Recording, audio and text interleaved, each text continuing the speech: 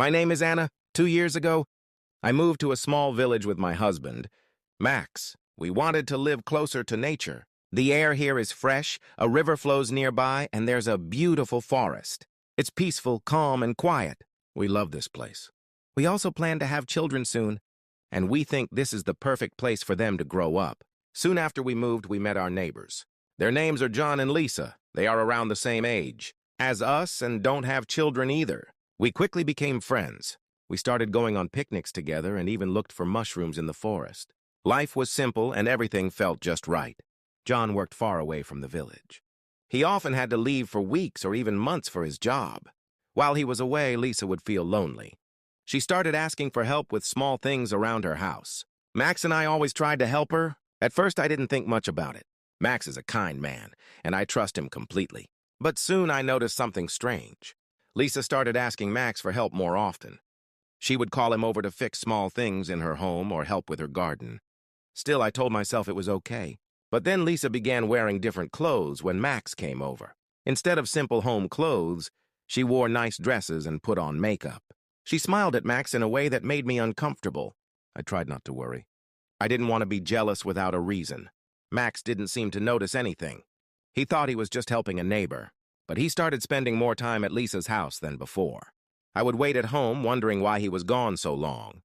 He always said he was just helping with small things, but my heart told me something wasn't right. One day, I finally asked Max, "Why do you spend so much time with Lisa?" He looked surprised and said, "I'm only helping her. John is not here and she needs help." I nodded, but I still felt uneasy.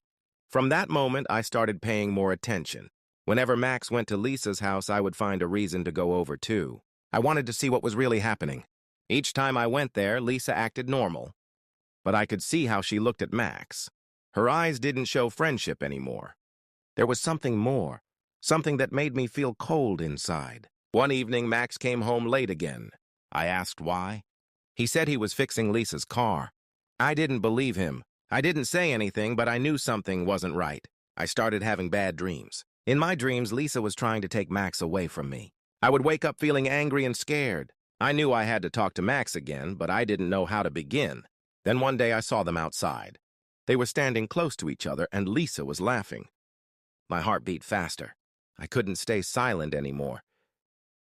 I went outside and asked, "What's going on?" Lisa smiled, but it wasn't a friendly smile. "Oh, Anna, we were just talking about the garden," she said. I looked at Max. He didn't say anything. He looked guilty. That night, I spoke to Max. I told him how I felt. I told him I didn't like the way Lisa behaved and how often he went to her house. Max was quiet for a moment. Then he said, "I'm sorry. Anna, I didn't know it was hurting you." I felt a little better, but I still wasn't sure if I could trust everything was fine. From that day, Max tried to avoid Lisa. He didn't go to her house as often. I noticed that Lisa started spending more time alone. Slowly, things began to return to normal. Even though Max had promised to stay away from Lisa, I still felt worried. Every time he went outside, I wondered if Lisa would come by. I didn't want to be a wife who always watched her husband, but I couldn't stop myself. Then one day, Lisa came to our house. She had a cake in her hands and smiled sweetly. "Hi, Anna," she said. "I made this for you and Max. I hope you like it." I forced a smile. "Thank you, Lisa." She looked around me. "Is Max home?" she asked, trying to see inside the house. I wanted to say no, but Max was just in the next room. "Yes, he's here," I said calmly. "But he's busy right now." Lisa looked disappointed, but quickly smiled again. "Oh, okay.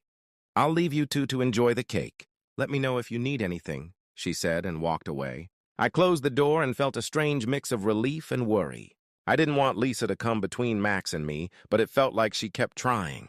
That night, I told Max about Lisa's visit. He laughed and said, "She's just being friendly. You don't need to worry." But I wasn't so sure. Lisa's smiles and the way she talked to Max didn't seem friendly to me. I decided to keep my distance from her.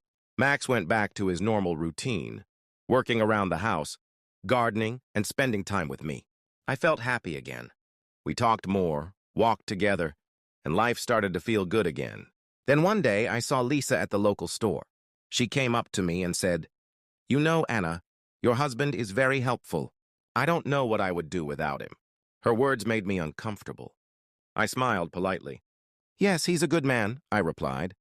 Lisa laughed softly. He's more than just good, isn't he? You're very lucky to have him.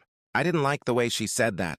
I just nodded and said, yes, I am. After that, Lisa didn't come around as much. Max and I started spending more time together. Our relationship felt stronger. I wanted to believe everything was okay, but deep down, I still didn't trust Lisa. One afternoon, Max came home and told me that John, Lisa's husband, was coming back soon. I felt so relieved. I hoped that once John returned, Lisa would stop trying to get close to Max. When John came back, everything changed. Lisa stopped calling Max for help. We didn't see her much anymore. It felt like a heavy weight was lifted from my heart. Max and I continued enjoying our life in the village. We took small trips, worked in our garden, and started talking again about having children. I was happy again. Slowly, I began to forget the stress I felt because of Lisa. One evening, we sat outside watching the sunset. I looked at Max and felt thankful.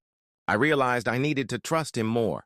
He had always stood by me, and I knew he truly loved me. I turned to him and said, I'm sorry if I ever doubted you. Max looked surprised. Doubted me? Why? He asked. I smiled and said, because I love you, and I know you would never hurt me. Max took my hand and replied, I love you too, Anna. I would never do anything to hurt you. In that moment, I felt peace in my heart. Lisa was only a small part of our story. What Max and I had was something much stronger. Our life, our dreams, our love. As time passed, we stopped thinking about Lisa. A few months later, John and Lisa moved away. John got a new job in the city. After they left, life in the village became peaceful again. Max and I talked more seriously about starting a family. We looked forward to a happy future. In the end, I learned something important. Trust and honest. Communication are the keys to a strong relationship. No matter what challenges come, if we trust and support each other, we can face anything together.